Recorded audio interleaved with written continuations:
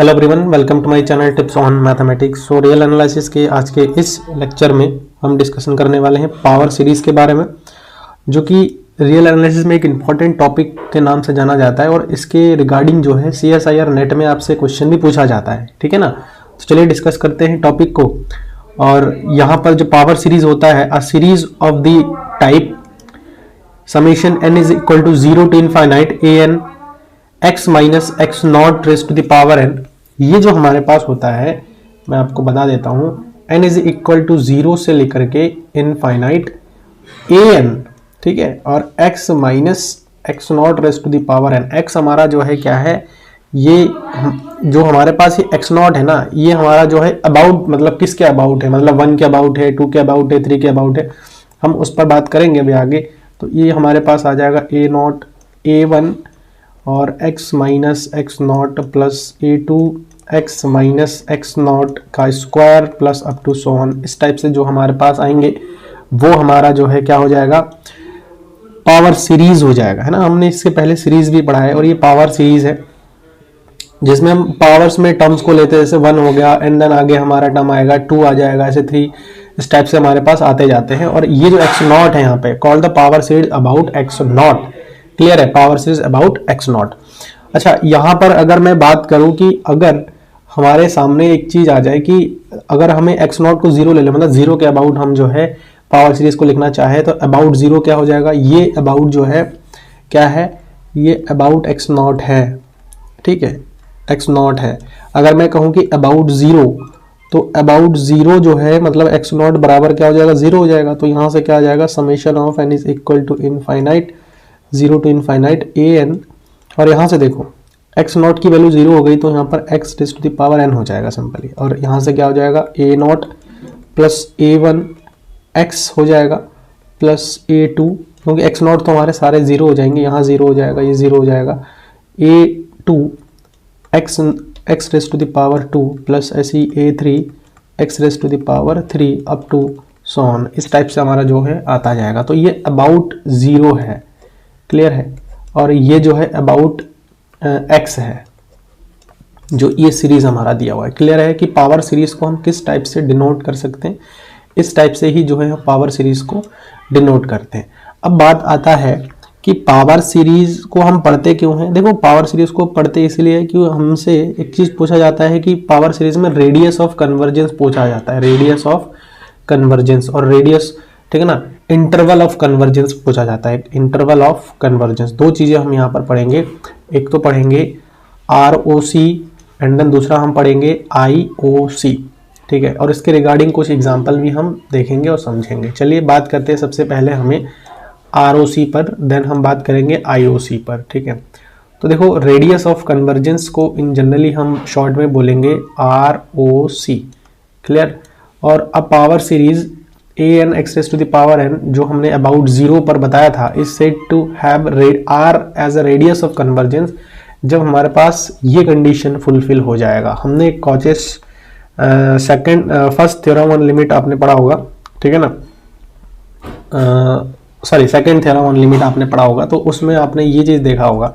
तो वैसे ही आप आ रहा है कि r is equal to 1 by something, ये हमारे पास आ रहा है। देन हम इसको ऐसे भी लिख सकते हैं कि 1 by r is equal to इस टाइप का बन जाएगा। तो ये सेकंड थ्योरम लिमिट से जो है हम इस टाइप से, कॉचे के लिमिट थ्योरम से जो है हम इसको इस फॉर्मेट में लिख सकते हैं। आपने ये पढ़ा रखा है और मैंने बता भी रखा है, इसका वीडियो ऑलरेडी अपलोडेड है, अगर ये नहीं आता है तो आप लोग देख लीजिएगा। और हम क्या कह सकते हैं, जो मॉडुलस ऑफ x होगा, r बराबर अगर r है तो उसको कहेंगे circle of convergence of the power series, ठीक है। क्या कहेंगे, अगर जैसे मॉडुलस ऑफ x हो गया, ठीक है, अभी बात करेंगे इस पर, हम हर एक चीज को डिस्कशन करेंगे। तो मॉडुलस ऑफ r है, तो वो अगर ये r के बराबर हो गया तो हम उसको सर्कल बोलेंगे। क्या बोलेंगे, r रेडियस का सर्कल बोलेंगे, ठीक।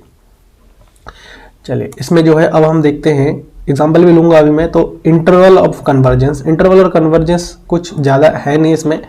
A set of values of, मतलब देखो जो हमारे पास r निकल के आएगा, तो इस r को जो है मैं अगर माइनस r और प्लस r के फॉर्मेट में अगर मैं इस टाइप से लिख दूंगा, तो जो है हमारा ये क्या हो जाएगा, IOC कहलाएगा। क्लियर है, R हमें मेन है कि रेडियस ऑफ कन्वर्जेंस निकालनी पड़ेगी। अगर आपने रेडियस ऑफ कन्वर्जेंस निकाल लिया तो रेडियस ऑफ कन्वर्जेंस के बाद ही जाकर के इंटरवल ऑफ कन्वर्जेंस आपको मिल जाएगा।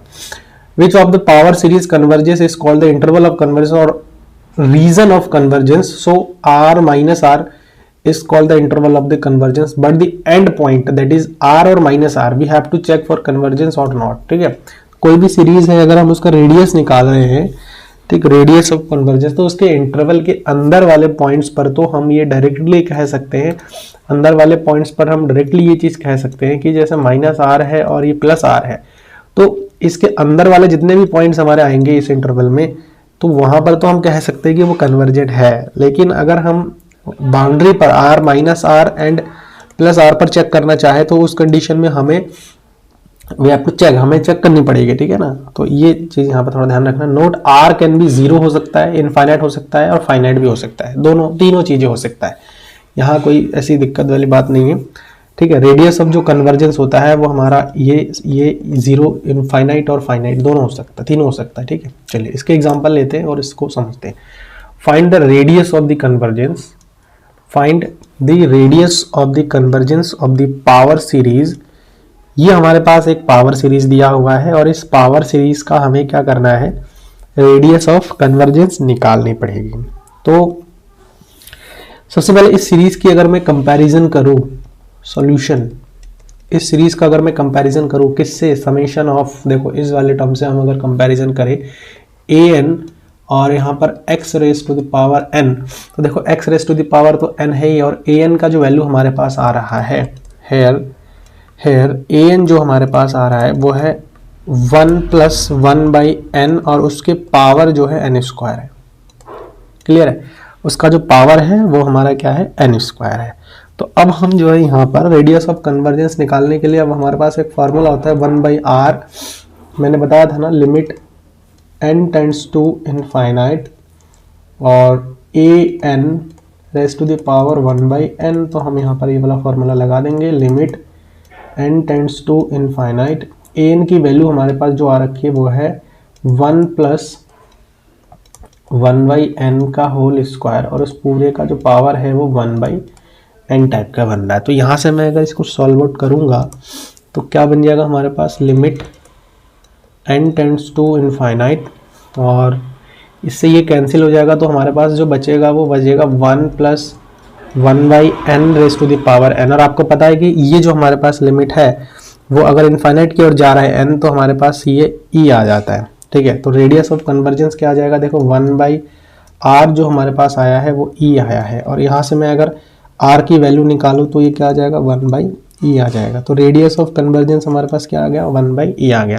अच्छा, यहाँ पर अगर पूछा जाता है कि इंटरवल ऑफ कन्वर्जेंस होता तो इंटरवल ऑफ कन्वर्जेंस क्या हो जाता, माइनस का 1/e और प्लस का 1/e. तो ये हमारा इंटरवल ऑफ कन्वर्जेंस हो जाता. क्लियर है, समझ में आ गया. एक एग्जांपल हम यहाँ पर और लेंगे और इससे आपको समझ में आएगा थोड़ा सा. उससे पहले एक नोट मैं आपको बता देता हूँ कि if r is the radius of convergence of the power series summation n x raised to the power n, then the series convergence absolutely for modulus of x is less than r and divergence for modulus of r is greater than r. modulus of x is greater than r. तो r के greater होने पर जो है क्या कर जाएगा, देखो r के ग्रेटर लेस देन होने पर जो है कन्वर्ज करेगा एब्सोल्युटली और ग्रेटर होने पर जो है डाइवर्ज करेगा एब्सोल्युटली. तो ये चीज आपको थोड़ा ध्यान रखना है. क्लियर है, तो ये एक नोट है, मैंने बता दिया. आगे क्वेश्चंस पर हम इसको अप्लाई भी करेंगे और नेक्स्ट जो क्वेश्चन है चलो इसको हम डिस्कस करते हैं. ठीक है, वो कह रहा है कि let k be any positive integer then the radius of convergence of the power series this k power -1 k के पावर k एंड इनफाइनाइट क्या होगा. तो ये हमें जो है चेक करनी पड़ेगी कि क्या होगा. ठीक है, तो सबसे पहले तो बात करते हैं. देखो यहाँ पर z to the power n, x power n की जगह पर z to the power n दिया है. डजंट मैटर कि क्या दिया हुआ है, हमें an फाइंड आउट करने की कोशिश करना है. तो सबसे पहले बात मैं अगर करूँ an की, तो an जो है यहाँ पर हमारे पास आ जाएगा an. ठीक है, देखो an हेयर an जो हमारे पास आ रहा है वो क्या है, देखो n फैक्टोरियल पावर हमारे पास क्या आ रहा है, k आ रहा है, डिवाइड में आ जाएगा k n और पूरे का फैक्टोरियल. क्लियर है, ये चीज आ रहा है. तो यहाँ से अगर मैं इसको थोड़ा सा सॉल्व आउट करूं, ठीक है, अब हम यहाँ पर क्या करेंगे, देखो के की कोई वैल्यू ले लो, सबसे बढ़िया हो जाएगा, यहाँ पर आपको इजी पड़ जाएगा, क्योंकि के एक ऐसा टर्म आ रहा है जो कि थोड़ा सा आपको दिक्कत करेगा। कोई भी कह रहा है कि के एक पॉजिटिव इंटीजर है, तो लेट सपोज लेट के इज इक्वल टू, हम यहाँ पर क्या कर लेते हैं, के बराबर जो है हम 2 मान लेते हैं। तो के बराबर 2 मानेंगे तो ए एन जो हमारे पास आ रहा है वो आ जाएगा एन फैक्टोरियल का स्क्वायर, और डिवाइड में आ जाएगा 2n का फैक्टोरियल। क्लियर है, 2n का फैक्टोरियल आ जाएगा। अब यहाँ से an प्लस 1 में अगर निकालूँ तो an प्लस 1, क्योंकि 2 फॉर्मेट बताया था ना, तो दोनों इस फॉर्मेट में हम यूज़ करेंगे, तो n प्लस 1 हो जाएगा, है ना, n प्लस 1 का फैक्टोरियल हो जाएगा और इसका स्क्वायर होगा यहाँ पे, डिवाइड में 2n प्लस 2 का फैक्टोरियल हो जाएगा, है ना। चलो अब हम क्या करेंगे, यहाँ से an plus 1 divide by an निकालेंगे ना, क्योंकि अब हम जो फार्मूला यूज़ करने वाले हैं वो दूसरा 1/r टाइप वाला फार्मूला यूज़ करने वाले हैं, ठीक है, 1/r टाइप का फार्मूला हम यहाँ पर यूज़ करेंगे। तो चलिए देखो यहाँ पर क्या आ जाएगा, an प्लस 1 डिवाइड में an आ जाएगा, और यहाँ पर हम सॉल्व करेंगे तो an प्लस 1 हमारे पास आया क्या था, n प्लस 1 ऑफ फैक्टोरियल का स्क्वायर आया था, डिवाइड में जो है 2n प्लस 2 का फैक्टोरियल आया था, है ना। और पूरे के अपॉन में अगर मैं सिर्फ an की बात करूँ तो n फैक्टोरियल का स्क्वायर था, डिवाइड में 2n फैक्टोरियल था, ठीक है। इसको सॉल्व आउट में अगर कर दूं तो इसका मल्टीप्लाई इसके साथ हो जाएगा और इसका मल्टीप्लाई इसके साथ हो जाएगा। तो हम इसको सॉल्व करते हैं, देखो an प्लस 1 डिवाइड में an हो जाएगा इज इक्वल टू क्या होगा, ऊपर चला जाएगा ये, तो हमारे पास आएगा n प्लस 1 का फैक्टोरियल, इसका स्क्वायर हो जाएगा, और यहाँ पर हो जाएगा 2n का फैक्टोरियल, पूरे के डिवाइड में आ जाएगा 2n प्लस 2 का फैक्टोरियल और n फैक्टोरियल का स्क्वायर हो जाएगा, ठीक है। अब ना देखो यहाँ से हम इसको सॉल्व कर सकते हैं, कैसे सॉल्व कर सकते हैं, देखो अगर ये n प्लस 1 है यहाँ पर, और ये हमारे पास क्या है, n है ना, यहाँ पर देखो इसको हम n, यहाँ पर हमें क्या करना है, देखो इसको सॉल्व कर लो। अगर 2 यहाँ से हम अगर कॉमन ले लेते हैं, ठीक है ना, 2 अगर यहाँ से हम अगर कॉमन ले लेते हैं तो हमारे पास कुछ काम बन सकता है, लेकिन ये फैक्टोरियल में है तो हमें ये भी थोड़ा सा ध्यान में रखना है, 2 को कॉमन लेने से काम नहीं होगा। यहाँ पर हमारे पास क्या है, देखो ये 2n वाला टर्म है ना, और ये हमारे पास 2n वाला टर्म है, तो जो बड़ा है ना उसको खोल लो, सबसे बढ़िया है। तो देखो ये हमारे पास बड़ा है तो इसके लिए हमें इसको खोल देंगे, तो यहाँ से आ जाएगा n प्लस 1 डिवाइड में an, यहाँ से हम इसको खोल देंगे, ये बड़ा है तो इसको हम खोलेंगे, तो यहाँ से पहला टर्म तो हमारा n प्लस 1 का होल स्क्वायर आ जाएगा, दूसरा टर्म हमारा माइनस हो जाएगा, -1 हो जाएगा, तो यहाँ से n फैक्टोरियल का होल स्क्वायर हो जाएगा, ठीक है। और ये हमारे पास क्या आ जाएगा, 2n का फैक्टोरियल, और यहाँ से डिवाइड में आ जाएगा 2n प्लस 2, फिर एक सब्ट्रैक्ट हो जाएगा 2n प्लस यहाँ पर 1 हो जाएगा, और एक और सब्ट्रैक्ट हो जाएगा 2n का फैक्टोरियल आ जाएगा। अब जो कैंसिल आउट हो रहा है उसको हम क्या करेंगे, यहाँ से कैंसिल आउट कर देंगे। देखो ये जो 2n वाला टर्म है, 2n वाला टर्म कैंसिल आउट हो रहा है, ठीक है, और यहाँ से और कुछ कैंसिल आउट हो रहा है, यहाँ से और कुछ कैंसिल आउट हो रहा है, तो यहाँ से n फैक्टोरियल, कुछ हमारा टर्म छोटा है क्या, यहाँ से n स्क्वायर हो गया, फिर एक टर्म हम सब्ट्रैक्ट करेंगे तो यहाँ से 2n, ठीक है ना। यहाँ से देख लेते हैं इसको, कुछ एक टर्म मिसिंग हो रहा है, चलो एक बार फिर से चेकआउट कर लेते हैं। n प्लस 1 का यहाँ पर हो जाएगा हमारे पास फैक्टोरियल, तो इसको मैं अगर खोलूँगा तो यहाँ से n प्लस 1 हो जाएगा, फिर एक सब्ट्रैक्ट हो जाएगा तो n फैक्टोरियल हो जाएगा। क्लियर है। अच्छा यहाँ पर n फैक्टोरियल भी तो हमारे पास बचा हुआ है, यही हमारा मिसिंग हो रहा था, n फैक्टोरियल का होल स्क्वायर हमारे पास बचा हुआ था, ठीक है। तो ये हमारे टर्म क्या हो जाएंगे, कैंसिल आउट हो रहे हैं। क्लियर, कौन से n फैक्टोरियल वाले और ये वाले नीचे के n फैक्टोरियल का होल स्क्वायर वाला, ये टर्म हमारा कैंसिल आउट हो रहा है। इसके बाद जो हमारे पास बच रहा है वो बच रहा है n प्लस 1 का होल स्क्वायर, और नीचे बच रहा है 2n प्लस 2 और 2n प्लस 1 हमारा यहाँ पर बच रहा है, ठीक है ना। 2n प्लस 2 और 2n प्लस 1 हमारा जो है यहाँ पे बच रहा है। तो इसको मैं अगर सही से लिख लूँ एक बार, तो देखो यहाँ से क्या आ जाएगा, इसको मैं ठीक से कर लेता हूँ एक बार, ठीक है ना।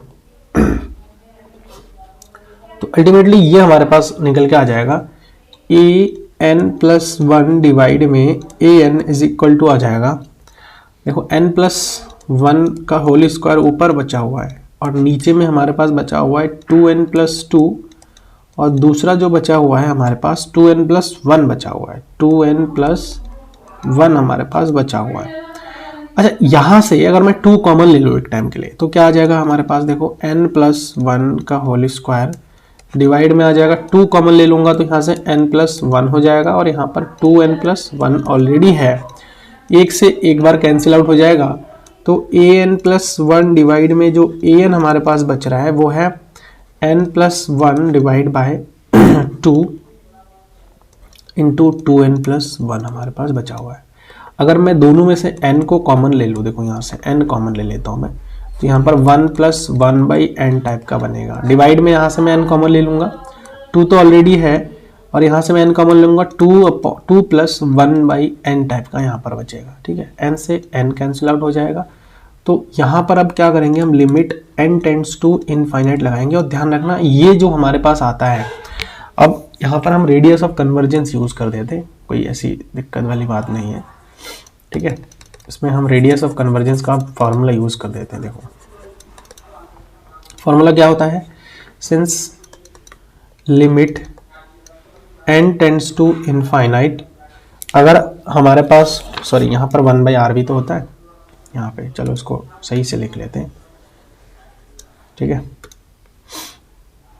सिंस यहाँ पे लिख लेंगे कि जो रेडियस ऑफ कन्वर्जेंस का हमारे पास फार्मूला होता है 1/r इज इक्वल टू होता है limit n tends to infinite जो है an+1 डिवाइड में an होता है। क्लियर है, ये फार्मूला होता है। तो अब ये फार्मूला हमने इस चीज़ को कैलकुलेट कर लिया है, किसको कैलकुलेट कर लिया है, हमने जो है कैलकुलेट कर रखा है an+1/an को कैलकुलेट कर रखा है। तो जब ये हमने कैलकुलेट कर रखा है तो 1/r जो होगा limit n tends to infinite और an+1 हमारे पास क्या आया है, देखो 1+1/n और यहाँ पर हो जाएगा 2 इंटू 2+1/n। अब आप लिमिट यहाँ पर अगर अप्लाई कर दोगे तो देखो 1/2 तो ऑलरेडी आ रहा है, तो यहाँ पर हमारे पास आ जाएगा 1/2 ऑलरेडी आ रहा है और यहाँ से इनफाइनाइट हो जाएगा, ये 0 हो जाएगा, ये इनफाइनाइट हो जाएगा 0 हो जाएगा, तो यहाँ से बच रहा है 1/2 बच रहा है। तो मतलब हमारे पास जो अब निकल के आ रहा है वो 1/r is equal to 1/4, 2 into 2 हो ना, तो 2 इंटू 2 हमारे पास आ जाएगा 4। तो जब 4 आ गया तो हम r की वैल्यू को निकाल सकते हैं, है ना, r की वैल्यू को निकाल सकते हैं। तो r इज इक्वल टू क्या आ जाएगा, 4 आ जाएगा और इसको मैं क्या लिख सकता हूँ 2 की पावर 2 और आपको पता है कि हमने 2 को क्या माना था, k इज इक्वल टू 2 लिया था, तो k⁻k आ जाएगा रेडियस ऑफ कन्वर्जेंस। तो होप कि ये जो क्वेश्चन है वो आपको समझ में आया है। तो इसका जो फाइनल हमारे पास आंसर निकल के आ जाएगा वो, इसका जो आंसर होगा वो 3rd वाला आंसर करेक्ट हो जाएगा। क्लियर है, बाकी सब इसका रॉन्ग हो जाएगा, है ना। तो होप कि ये जो क्वेश्चन है वो आपको अच्छे से क्लियर हो गया है, रेडियस ऑफ कन्वर्जेंस का कॉन्सेप्ट क्लियर हो गया है। अगर किसी प्रकार का डाउट आपके मन में है तो उसको आप लोग कमेंट बॉक्स में पूछ सकते हैं। ठीक है, और वीडियो सही लगे इसको आप लोग लाइक करिए, चैनल पर अगर नए हैं तो इसको आप लोग सब्सक्राइब ज़रूर करिएगा, साथ ही साथ नोटिफिकेशन बेल को भी प्रेस कर दीजिए। ठीक है, और मिलते हैं नेक्स्ट वीडियो में। और मैं बता देता हूँ नेक्स्ट वीडियो में हम जो है रेडियस ऑफ कन्वर्जेंस के काफ़ी सारे इंपॉर्टेंट क्वेश्चंस हैं, क्योंकि मुझे नहीं लगता कि आपको इन 2 क्वेश्चन से रेडियस ऑफ कन्वर्जेंस को सॉल्व करना, अभी तो इंटरवल ऑफ कन्वर्जेंस मैंने आपको बताया ही नहीं उसका एग्जांपल, अभी मैं इसके नेक्स्ट वीडियो में जो है मैं आपसे डिस्कशन करूंगा, क्योंकि वीडियो लेंदी होने से अच्छा है कि हम इसको एक और पार्ट में कन्वर्ट कर दें, थोड़ा छोटा वीडियो हो जाएगा, है ना, तो आपको समझने में भी थोड़ा सा आसान हो जाएगा। अब नेक्स्ट वीडियो में हम सिर्फ और सिर्फ रेडियस ऑफ कन्वर्जेंस से रिलेटेड क्वेश्चंस को देखेंगे, इंपॉर्टेंट क्वेश्चंस होगा। ठीक है, वो आपको समझ में आए तो आपको रेडियस ऑफ कन्वर्जेंस का जो कॉन्सेप्ट है वो समझ में आ जाएगा। और बात करूँ CSIR नेट और गेट के पॉइंट ऑफ व्यू से तो काफ़ी इंपॉर्टेंट टॉपिक भी है, इसको आप लोग अच्छे से कर लीजिएगा। ठीक है, चलिए मिलते हैं नेक्स्ट वीडियो में। Thank you so much.